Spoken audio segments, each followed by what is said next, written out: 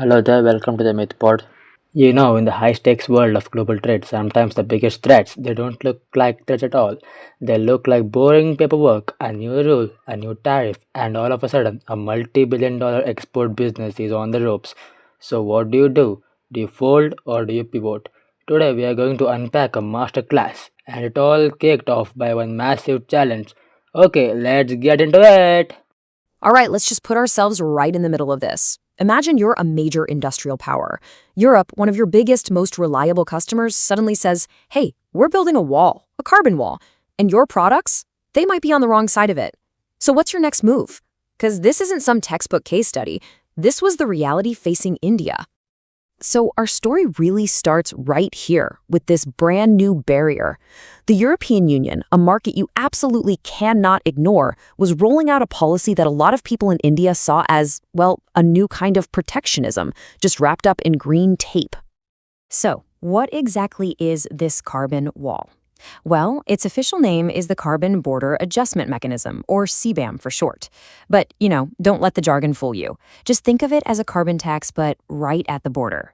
Starting in 2026, if you want to sell stuff like steel or cement in the EU, you're going to have to pay a price based on the carbon emissions it took to make it. Now, for an industrial engine like India, this wasn't just some new rule, it was a seismic shift. Now, you might be thinking, okay, a new tax, but how bad could it really be? Well, this is where you can see the exact pressure point. Just take hot-rolled steel, a flagship Indian export. A full 25% of it, a whole quarter, was going to just 5 countries in the EU. When a quarter of your business in a key sector is all concentrated in one place, and that one place is about to add a major new cost, you don't just have a problem, you have a potential crisis on your hands. So the bottom line is this was not some minor regulatory headache. The EU's climate policy was on a direct collision course with a cornerstone of India's entire economy. The threat was clear, it was present, and it was going to be measured in billions of dollars. So, what's the playbook? What do you do when your main highway is about to have a massive new toll booth installed? Do you just sit there and wait for the traffic jam? Or do you start looking for new roads? Well, India's first move was a classic strategic pivot. The search for new customers was officially on. And this is where the story gets really, really interesting. Because in looking for alternatives, they discovered something completely counterintuitive. You'd assume the big, wealthy EU market would pay the highest price, right? Well, the data told a completely different story. They were actually getting nearly 10,000 rupees more per ton in markets across Africa, Latin America, and the Middle East. It turns out the EU was the volume play for sure, but it wasn't the value play. And the price difference, it wasn't trivial. I mean, if you do the math, it adds up to a potential 91 crore in extra revenue in just 1 year if they had sold the same steel to these other markets instead. It's kind of ironic, isn't it?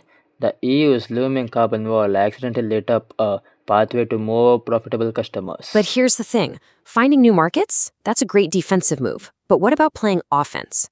What if you could turn your biggest challenge into your biggest opportunity? That was the second, and much more ambitious, play, to go straight to the source and negotiate a game-changing deal with the EU itself.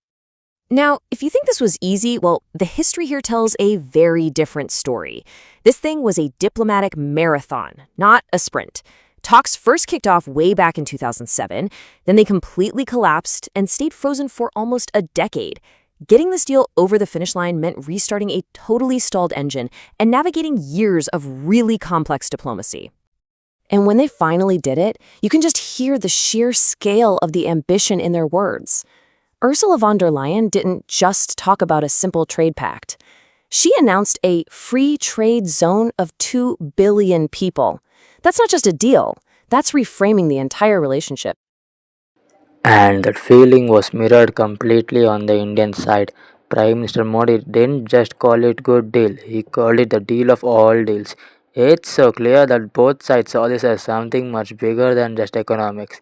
It was a strategic alignment for a shared future. Okay, so those are some powerful words, but do the numbers actually back them up?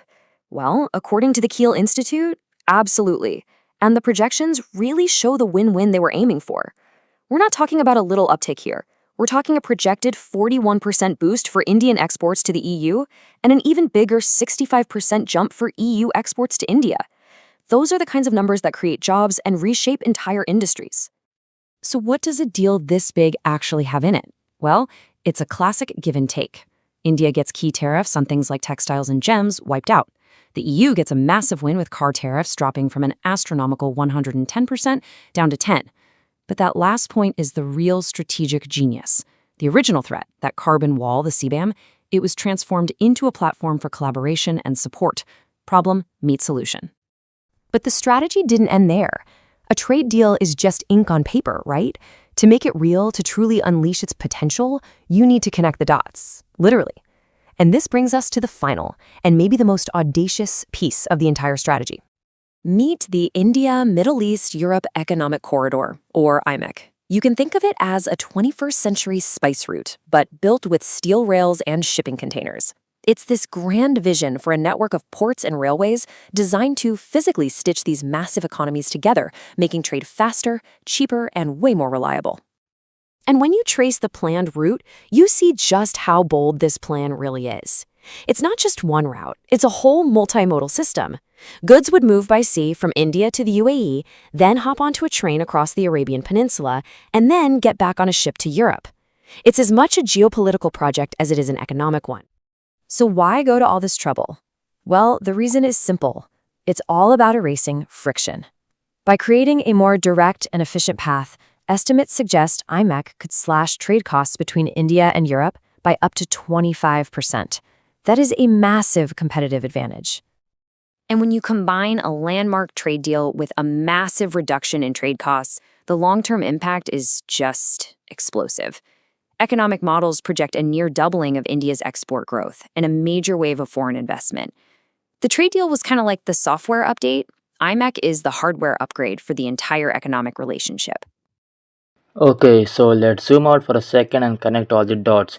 We have seen market diversification, a breakthrough trade negotiation, and a futuristic infrastructure project. So, are these just three separate good ideas, or are they all part of a single coherent grand strategy?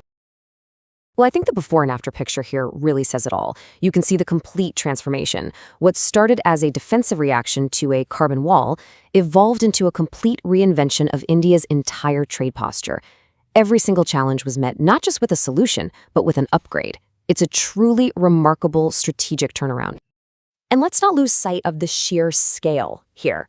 We are talking about two economic giants that, together, account for a quarter of the world's entire GDP. Their decision to integrate this deeply doesn't just change their own fortunes, it creates ripples across the entire global economy. Which leaves us with this final thought. A single trade threat could have easily pushed India onto the back foot. Instead, it seems to have triggered a complete strategic reset by turning a trade wall into a trade corridor. Are we watching India, in partnership with Europe, begin to redraw the very maps of global commerce?